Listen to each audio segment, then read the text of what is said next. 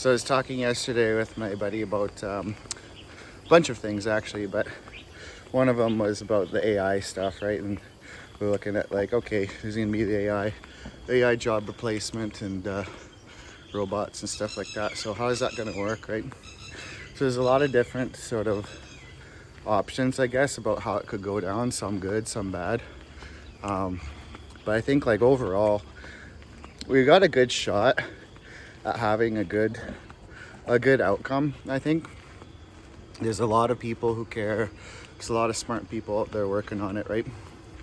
But yeah, there's definitely some opportunities for shenanigans, let's just say. Overall, right? I think the one question I've been grappling with is sort of like it's that now what moment, right? So it's like, okay, let's say you've got the world economy, right? And it's got all of the different things that are going on there, the resource extraction, shipping and logistics, processing, manufacturing, fulfillment, all that, right? We're just talking about sort of the main thing, getting products to market, what have you. So let's say all of that gets automated, right? So that means all of the people that work at the mines, work at the processing plants, work on the ships, trucks, and trains, work at the factories, work at the shops, the delivery stuff, all those jobs are gone, okay? That's like a huge amount of jobs that could be replaced, right? So we're talking like 90% of the population just like no longer has the ability to contribute value to industry, right? Because that's really what it's all predicated on right now, is that, if you can go provide value to an industry and receive compensation, you use that compensation to pay for your living expenses or what have you, right? This also gives people upward social mobility if they provide a level of value in specific industries that can give them compensation enough to improve the life of themselves and their family and things like that, right? And they can move up around. I mean, that's what's happened in my life. I started from a single mother on welfare, right? And well, let's just say we're a long fucking way from that now.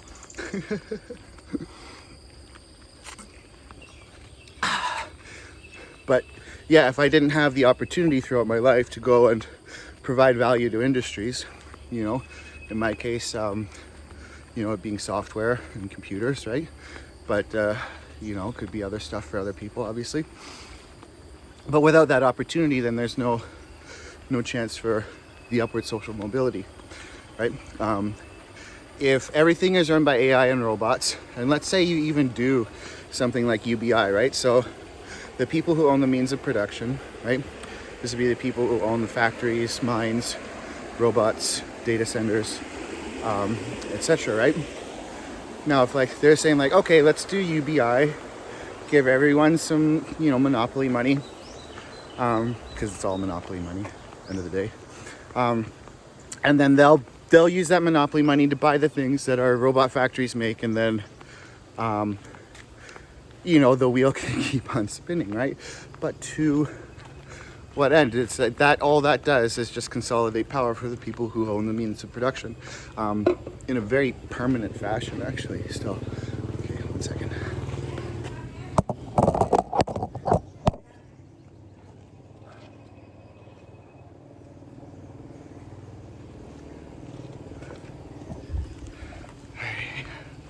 Okay, so next we're going to talk about, so yeah, that power consolidation we're talking about, right? So that's bad. Power consolidation plus no social mobility opportunities that's not like a good formula for a stable, happy, and healthy society, right? So there has to be some sort of mechanism. There has to be incentive mechanisms for people to contribute. There have to be opportunities for people to contribute. And then there has to be compensation enough to allow people to basically like acquire the means of productions themselves, right? They have to be able to buy land, you know, or have the opportunity to buy land, have the opportunity to buy, you know, the machinery, construct edifices, you know, purchase vehicles, etc., right? And if everyone's on UBI, then that's going to be like, obviously the people who would own the means of productions and be funding the UBI, which just goes back into their pockets anyways when people purchase the things that they produce, right? It's just like pretend money to keep people in place. I wouldn't even really get the point. It's like, why are we even here if we're not doing anything, you know, to, I guess, like contribute, right? What's the contribution of people? I don't think there's an easy answer to this. I think a lot of people would love to say, you know, platitudes like, oh, yeah, it's going to create more jobs and it takes away. That's bullshit. Oh, the robots are going to make more jobs and it takes away. That's bullshit. No, that's absolute nonsense. Is, you know, that people say like, oh, we've been through this before, industrial revolution. Well, you know, this time it's different. Like, it actually is different this time. It is very different this time. Because we've never had the opportunity to create automatons, right? You know, robots that can think, act, and do similar to humans. We don't even need like AGI or anything like that. You just need like fucking APGI, artificial pretty good intelligence. And we're there. Let's be clear. We're already there. We are basically at AGI already. It's just not distributed, let's say. But beyond AGI, you're going to have something called ASI, artificial superintelligence, right? And this is something that's like not probably going to be publicly available, I would say. I think AGI is going to be publicly available, but I mean, like I said, it almost kind of is already. If you take the best models that public has access to, put them into an agent framework with you know, a good data set and good prompting and fucking chaining or whatever, blah blah blah, right? Like good tool integrations. That's already extremely powerful. You can do lots of stuff. So yeah, ASI probably not going to be part of the public realm, right? And that's another problem. You know, we were talking about the transparency there. You know, goes back to that question, who's watching the watchers, right? So the people that own the ASI, what are they doing with it? Why are they doing that with it?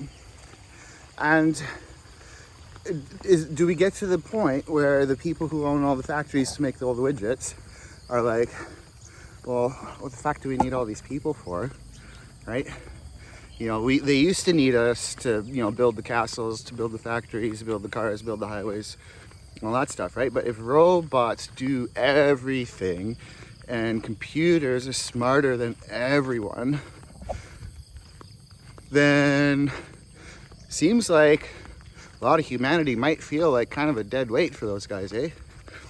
I mean, like, look at it from the perspective of like I don't know, let's say like a guy who owns like 10% of the fucking world economy or something, right? Because, I mean, we're kind of getting to that consolidation point where people are getting that, you know, to that level still. And it's like, again, don't knock this against these people personally still. We're all just humans, end of the day, right? Everybody just kind of like goes through life the best that they can. Seems that like some people were just put in opportunities and in situations that they ended up becoming, you know, multi-billionaires or whatever, and that's cool, right? It's like, don't blame them for that. They're probably not evil.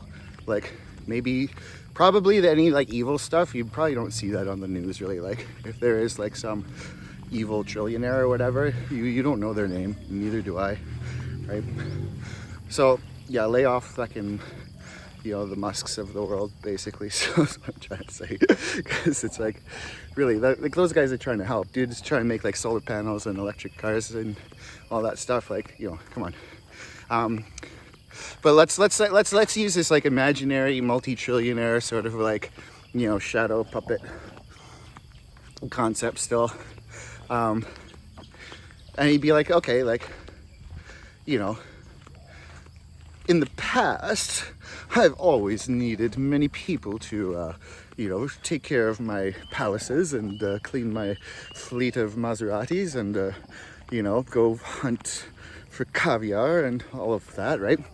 But like, let's say you don't need people to do any of that. You don't need people to work in the Maserati factory anymore because it's all robots. You don't need people to build your super yacht because you got robots. You don't need people to work at your vineyard because you got robots, etc., etc., right? So they're like, well, they might feel some kind of crazy like ego thing where they're like, okay, so I've done all of this is me still, right? Because it's me and my money made all of these things, and all of these things belong to me, and oh, the rest of humanity is dead weight, right? So maybe at that point, it's like, who forces people to do things, right? So you have to inevitably start to talk about government, right?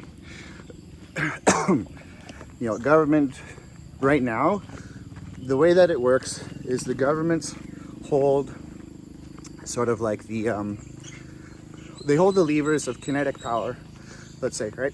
So by kinetic power, you know, that's like force, right? Force projection. They have the army, the police, you know, stuff like that. Tanks, planes, missiles, bombs, blah, blah, blah, right?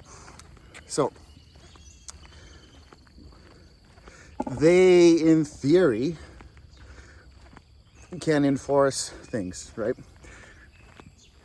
But in practice, when we get to this point where it's all AI and robots, what's to stop somebody from building their own robot army, right? Wouldn't be that hard. You know, high explosive isn't that difficult to make, right? You could probably make that or import that or something, right? And then the rest of it is dual use technology, right? So you can be like, oh, I'm building factory robots, and then, you know, give your factory robots you know, crates of M16s and hand grenades and send them off to, you know, the municipal courthouse and be like, I'm taking over, bitch. Could see that happen fucking multiple times in multiple countries with multiple, you know, individuals and organizations, right? So that's going to get crazy because the governments also are notorious for moving very slow in their procurement processes, and their institutional rate of change is very slow as well, right? So like, for example, the US Army has just canceled and like put up for review a shit ton of their land systems, right? So like stuff like tanks, APCs, you know, vehicles like that, in anticipation of going towards this whole like drone, AI, autonomous robots, you know, super high tech, no people on the battlefield kind of fucking future of war, right?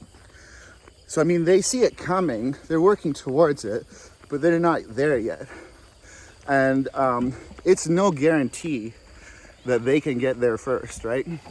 Like someone in the private sector might get there first, which is kind of a weird thing to think about.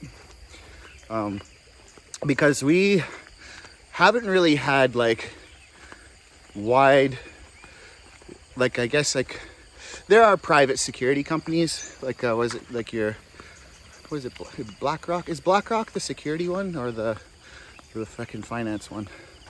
Was it Blackwater?